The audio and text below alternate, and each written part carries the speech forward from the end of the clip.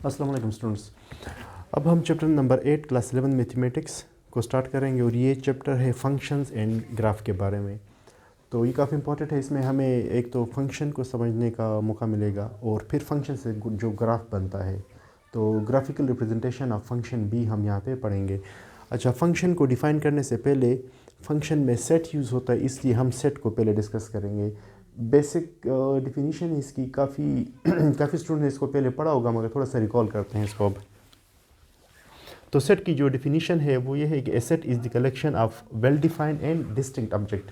Set में दो properties होंगी, एक तो सेट वेल डिफाइंड होगा और दूसरा ये डिस्टिंक्ट होगा। वेल डिफाइंड का मतलब ये है कि हमें सेट के एलिमेंट्स के बारे में पता होना चाहिए कि कौन से एलिमेंट सेट के अंदर मौजूद है और कौन से एलिमेंट सेट में नहीं है। मतलब सेट जो है ना वो क्लियर होना चाहिए हमारे पास। इसको एग्जांपल से समझते हैं। अगर हमारे पास एक सेट है ए और वो सेट है गुड स्टूडेंट्स ऑफ ग्रेड 11। कोई सा कॉलेज है, वहाँ पे ग्रेड 11 के गुड स्टूडेंट्स का सेट। तो अब यहाँ पे देखें कि जो यहाँ पे सेट को डिफ़ाइन किया गया है, क्या ये हम सेट बना सकते हैं? तो हम यहाँ पे सेट नहीं बना सकते, क्योंकि गुड जो है ना वो वेल डिफ़ाइंड नहीं है। मतलब ये है कि उस क्लास के गुड स्टूडेंट्स को आइडेंटिफाई करना डिफ़िकल्ट है, वो क्लियर नहीं है। तो इस वजह से ये हमारे पास एक सेट नहीं है। ठीक है, so this is not well defined. ये जो है ये नॉट वेल डिफ़ाइंड है, नॉट वेल डिफ़ाइंड। इस वजह से ये सेट नहीं है, नॉट सेट। ठीक है, इसके मुकाबले में अगर हम एक दूसरा सेट लें, students of grade 11 who got more than 80% marks in grade 11।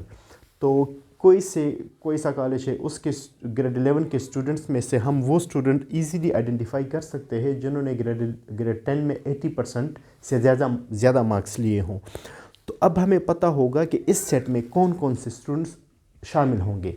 इसके मुकाबले में गुड स्टूडेंट्स के सेट में हम श्योर नहीं है कि किन स्टूडेंट को हम सेट में शामिल करें और किन को हम शामिल नहीं कर सकते, क्योंकि इस पे कोई से दो टीचर्स या दो पर्सन एग्री नहीं कर सकते। बट यहाँ पे हमें पता है कि कौन से स्टूडेंट्स, जिन स्टूडेंट्स ने 80% से ज़्यादा मार्क्स लिए हैं वो सेट के अंदर होंगे और जिन्होंने नहीं लिए वो सेट से बाहर होंगे। ठीक है, तो इस वजह से ये वेल डिफाइंड है, इसलिए ये सेट है। So this is well defined, well defined. तो इस वजह से दिस इज़ ए सेट। ठीक है, अच्छा अब आते हैं डिस्टिंक्ट की तरफ। डिस्टिंक्ट का मतलब ये है कि डिफरेंट। तो सेट के जो एलिमेंट होंगे वो आपस में एक दूसरे से डिफरेंट होंगे। ठीक है, इसकी एग्जांपल ये है कि सी हमारे पास एक सेट है जिसमें एलिमेंट्स है 1 2 3 3 4। तो यहाँ पे ये 3 दो दफ़ा आ गया है, इस वजह से ये जो 3 है ये दोनों जो है ना डिस्टिंक्ट नहीं है, ये दोनों एक जैसे हैं। इस वजह से this set is not distinct, element of this sets are not distinct. तो इस वजह से ये सेट नहीं है। Not distinct, not a set. Set के एलिमेंट्स डिस्टिंक्ट नहीं है, नॉट डिस्टिंक्ट, तो इस वजह से ये सेट नहीं है, नॉट सेट। ठीक है, इसके मुकाबले में डी एक सेट है जिसमें जो सारे एलिमेंट्स है वो यूनिक है, वो डिस्टिंक्ट है, वो डिफरेंट है एक दूसरे से। इस वजह से this is a set. Distinct elements are distinct, elements are distinct, तो इस वजह से ये सेट है हमारे पास। ठीक है, तो ये सेट के बारे में हो गया।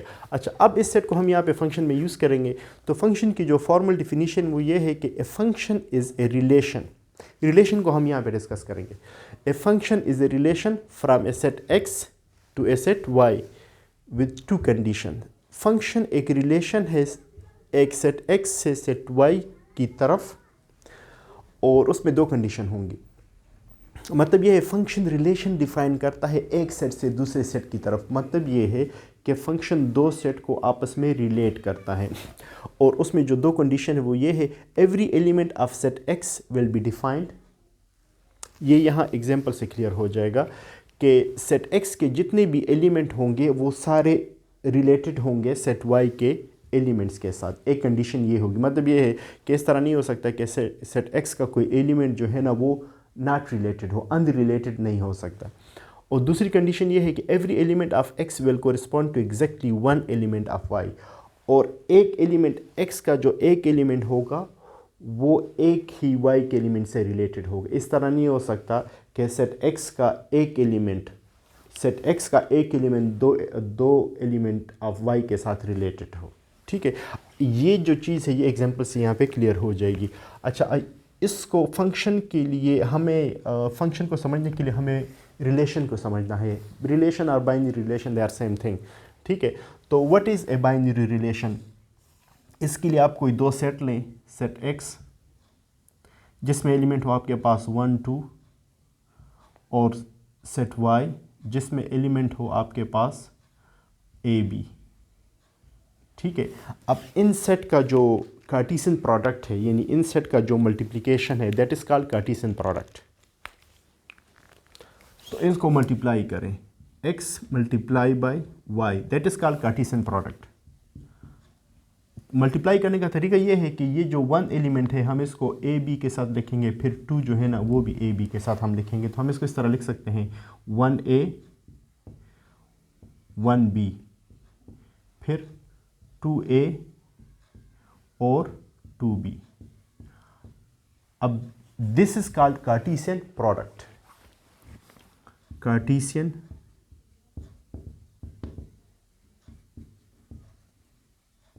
Product of two set. ठीक है, अब इस सेट के, दिस इज आल्सो सेट जिसमें चार एलिमेंट्स है, क्योंकि दो एलिमेंट यहाँ पे दो एलिमेंट यहाँ पे, तो 2 × 2 यहाँ पे 4 एलिमेंट्स हमारे पास हो गए हैं।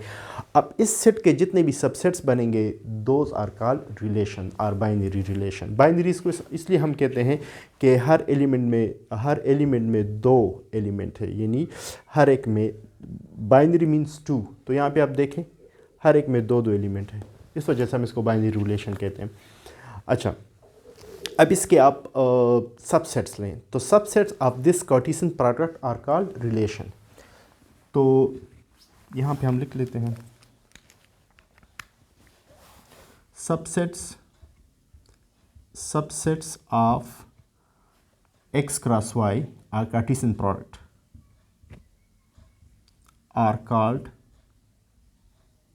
रिलेशन और बाइनरी रिलेशंस।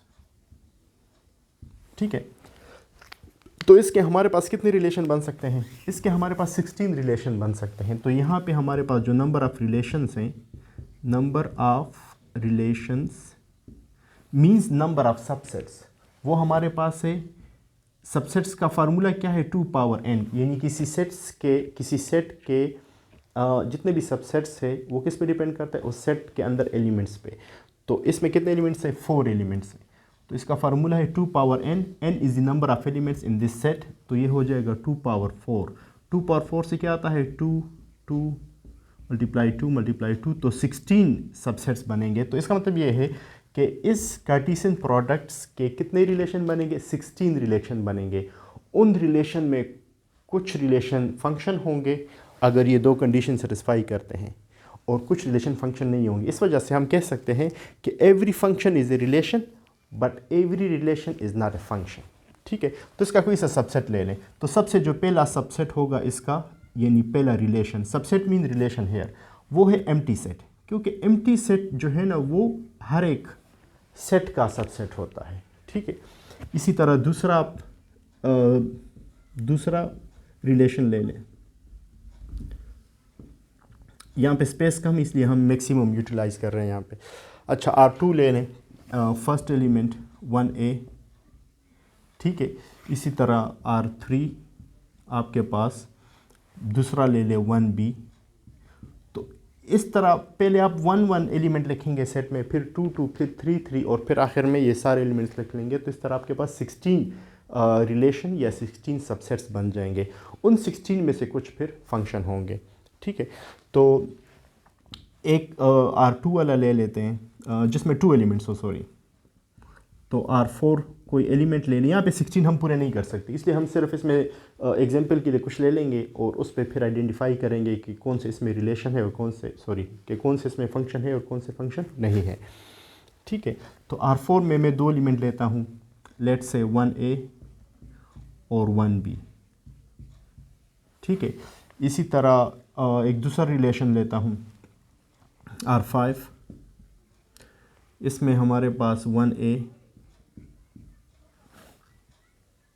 और नोट 2a ले लेता हूँ, ठीक है। अच्छा, अब अगर हम इसको यहाँ पे इसका एरो डायग्राम बनाएं तो R2 का एरो डायग्राम देखें आप।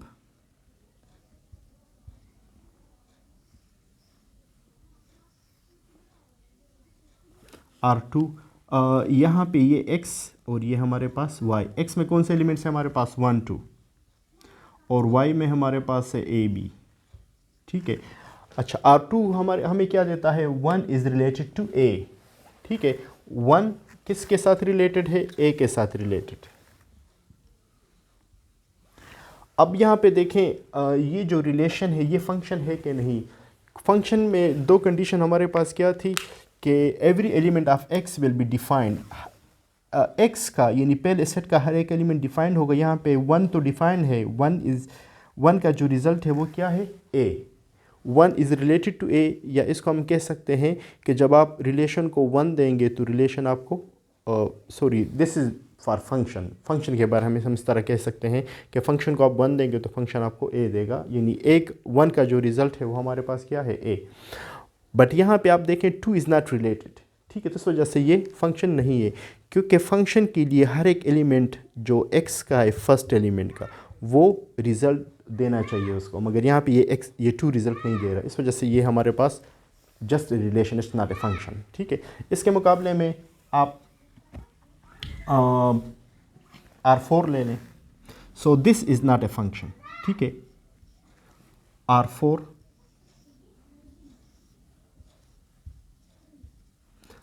में ये सेट में एलिमेंट्स हमेशा सेम ही होंगे, वही एलिमेंट हो गया 1 2 a b, ठीक है। अब R4 हमारे यहाँ जो एरो डायग्राम आपने बनाना है, आपने इससे बनाना है 1a 1b। मतलब ये है कि 1 is related to a and 1 is related to b। तो इसमें दोनों कंडीशन सेटिस्फाई नहीं हुई। एक तो 2 अनडिफाइंड है, तो पहली कंडीशन सेटिस्फाई नहीं हुई। सेकंड कंडीशन ये है कि फर्स्ट x का जो एलिमेंट है, x का एक एलिमेंट y के एक एलिमेंट के साथ रिलेटेड होगा। यहाँ पे आप देखें x का एक एलिमेंट दो एलिमेंट के साथ रिलेटेड है। अच्छा, फंक्शन का एक दूसरा पर्सपेक्टिव भी है। फंक्शन की मिसाल एक मशीन की तरह है। मशीन को आप एक चीज़ देंगे, वो आपको एक रिज़ल्ट देगा। अगर मशीन को आपने एक चीज़ दी और कभी आपको एक रिज़ल्ट देता है, कभी आपको दूसरा रिज़ल्ट देते हैं, तो इट मीन्स कि there is something wrong with the machine. Machine जो है ना वो ठीक नहीं है। फॉर एग्ज़ाम्पल आप वॉशिंग मशीन की मिसाल ले लें। वॉशिंग मशीन का जो एक्स है वो क्या है, डर्टी क्लॉथ। जब आप उसमें गंदे कपड़े डालते हैं वो आपको साफ़ कपड़े देता है। अगर मशीन ख़राब है तो कभी आपको गंदे कपड़े डाल के साफ़ कपड़े देगा और कभी साफ़ कपड़े नहीं देगा। तो इस वजह से उसका एक एक्स के एक एलिमेंट के कितने रिज़ल्ट हो गए, 2। तो इस वजह से वो जो है ना वो मशीन जो है ना वो ठीक नहीं है। That is not a function, ठीक है। आप इसको इस तरह एग्जांपल से समझ सकते हैं। तो यहाँ पे ये जो है ना हमारे पास this is not a function. इसके मुकाबले में आप R5 ले लें, तो R5 का जो एरो डायग्राम है वो इस तरह बनेगा। R5 फर्स्ट में एलिमेंट्स हमारे पास 1 2 फिर a b, और यहाँ पे आप देखें कि ये किसके साथ रिलेटेड है। 1 is related with a and 2 is also related with a। तो जो फर्स्ट सेट को अगर ये फंक्शन है तो फर्स्ट को हम डोमेन कहते हैं और सेकंड को हम रेंज कहते हैं। तो डोमेन के दोनों एलिमेंट डिफाइंड है।